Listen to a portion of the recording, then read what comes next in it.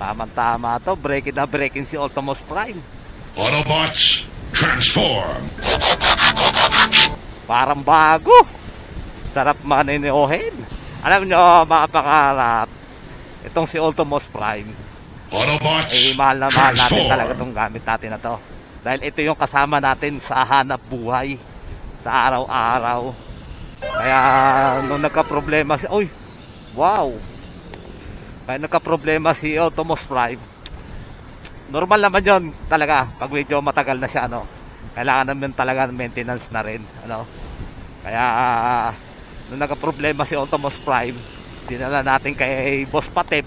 Pinaayos natin. Dahil marami na lang tayong naririnig na kalatik. Yun. Okay lang. Kahit na medyo malaki-laki ang ating nagastos, ayos lang yon para lang kay Ultimus Prime. Kasi lagi natin siyang kasama sa araw-araw. Pagdating sa lansangan, sa trabaho, sa gala. Ayan. Sulit na, no? Kailangan din talaga pag may mga sasakyan tayo, mga pangarap, kailangan din talaga natin ng maintenance. 20 years, posibleng hindi tayo magme-maintenance. Basta pag may sasakyan ka, mga pangarap, hindi mawawala yan, yung maintenance. No? Siyempre, tao nga napapagod din eh. Diba? Oh my God! Ito pa kayang mga pinupundar nating mga sasakyan. No? Ginagamit natin sa pang-araw-araw. Natutuwa ako. At okay na si Ultimus Prime. Ayan. At maraming salamat kay Idol Patemp. Ayan, mga kapangarap. Dito yan sa may Banay-Banay, Amadeo, Cavite.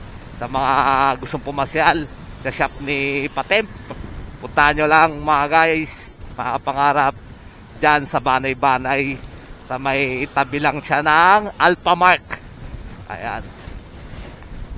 Ayan.